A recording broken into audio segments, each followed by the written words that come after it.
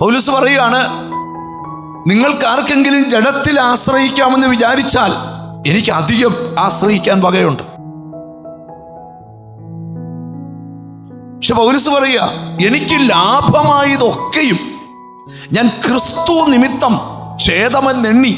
എന്നിട്ട് ഒന്നുകൂടെ പറയുക, യേശുക്രിസ്തുവിലെ പരിജ്ഞാനത്തിൻ്റെ ശ്രേഷ്ഠത നിമിത്തം എനിക്ക് ലാഭമായതൊക്കെയും ഛേദമെന്നെണ്ണി. ഒന്നും ഞാൻ പിടിച്ചിട്ടില്ല, പിടിക്കാമെന്ന് വിചാരിച്ചോടുകയാണ്. ഒന്ന് ഞാൻ ചെയ്യുന്നു, പിൻപിലുള്ളത് മറന്ന് മുമ്പിലുള്ളത് ആഞ്ഞുകൊണ്ട് ക്രിസ്തുവേശുവിൽ പരമവിളിയുടെ ലാക്കിലേക്ക് ഞാൻ കുതിച്ചു പായുകയാണ്. നമ്മുടെ പൗരത്വമോ സ്വർഗത്തിലാകുന്നു. അവിടെ നിന്ന് നമ്മുടെ കർത്താവായ യേശു ക്രിസ്തു വരുമെന്ന് നാം കാത്തിരിക്കുന്നു.